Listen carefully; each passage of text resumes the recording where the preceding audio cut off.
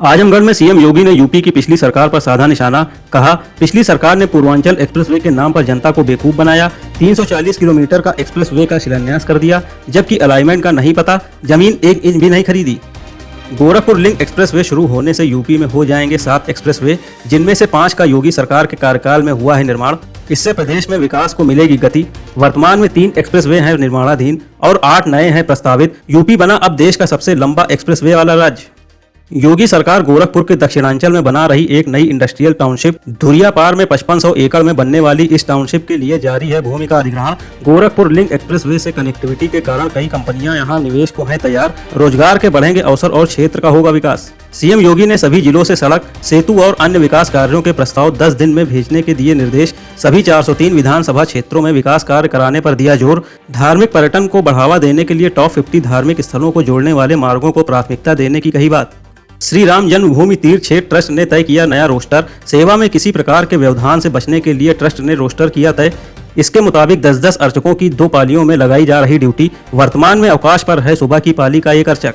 CM योगी की नीतियों से किसान को लगातार मिल रहा समर्थन। गेहूं खरीद में दिखा इसका प्रमाण। पिछले साल की तुलना में इस बार 10.27 लाख मीट्रिक टन से अधिक हुई गेहूं की खरीद। 2 लाख से अधिक किसानों को 2508 करोड़ का अधिक का किया गया भुगतान। सीएम योगी के मथुरा विजन 2030 के अंतर्गत मथुरा वृंदावन विकास प्राधिकरण करेगा श्री कृष्ण जन्मभूमि पर केशव वाटिका का सौंदर्यीकरण और वासुदेव वाटिका का निर्माण। शहर में राजस्थानी शैली में बनाए जाएंगे 7 भव्य प्रवेश द्वार, जिन पर होगी भगवान श्री कृष्ण की मूर्तियां। इसके लिए स्वीकृत हुए 62 करोड़ रुपए। अवध विश्वविद्यालय के विद्यार्थी अब पढ़ेंगे सुंदरकांड का पाठ। सुंदरकांड के पाठ को पहली बार बीए के पाठ्यक्रम में किया गया शामिल। बीए चतुर्थ वर्ष में अवधि, सृजन एवं विचार देशांतर प्रश्न पत्र के अंतर्गत श्री रामचरितमानस का सुंदरकांड बनाया गया हिस्सा। जालौन ने स्वास्थ्य सेवाओं में हासिल की बड़ी उपलब्धि। 7 आयुष्मान आरोग्य मंदिरों को मिला NQAS का सर्टिफिकेट। अब तक कुल 16 स्वास्थ्य केंद्र इस प्रतिष्ठित सर्टिफिकेशन को कर चुके हैं प्राप्त। एक अन्य केंद्र का परिणाम अभी है प्रतीक्षित।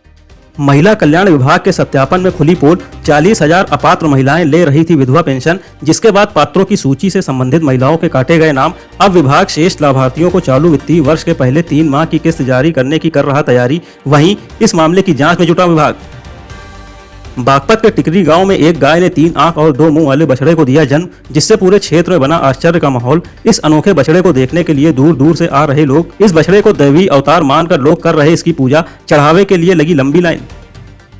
यूपी में शुरू हुआ झमाझम बारिश का सिलसिला। राजधानी लखनऊ में गुरुवार को पूरा दिन रुक रुक कर हुई बारिश। रात के समय भी जारी रहा तेज बारिश का सिलसिला। फिलहाल पूरे यूपी का मौसम हुआ सुहाना। अगले 3 दिन घनघोर बरसेगा मानसून।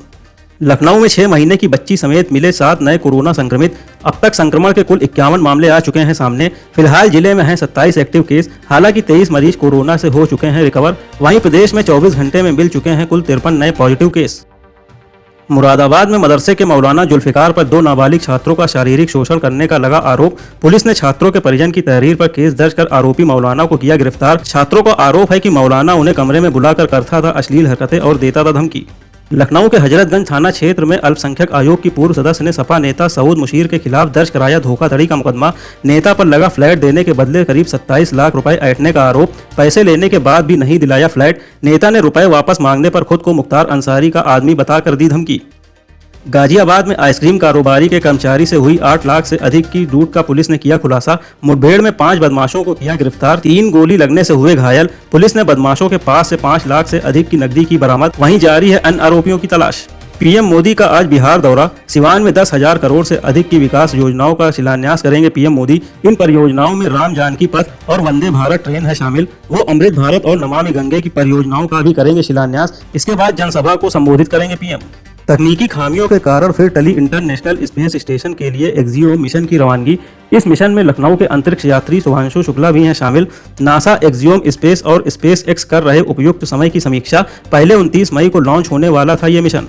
एलन मस्क के स्टारशिप 36 रॉकेट में टेस्ट के दौरान हुआ धमाका। 29 जून को होने वाले स्टारशिप के 10वें टेस्ट फ्लाइट से पहले चल रहा था रॉकेट का दूसरा स्टैटिक फायर टेस्ट। इस टेस्ट में रॉकेट को जमीन पर रखकर उसके इंजन को किया जाता है चालू, ताकि लॉन्च से पहले किया जा सके चेक। भारत और इंग्लैंड के बीच 5 मैचों की टेस्ट सीरीज का आज से होगा आगाज। हेडिंग्ले के लीड्स स्टेडियम में भारतीय समयानुसार दोपहर 3:30 बजे से खेला जाएगा पहला मुकाबला। भारत ने यहां खेले हैं 7 मुकाबले, 2 में उसे मिली है जीत और 4 मुकाबलों में करना पड़ा है हार का सामना, जबकि 1 मैच रहा ड्रॉ।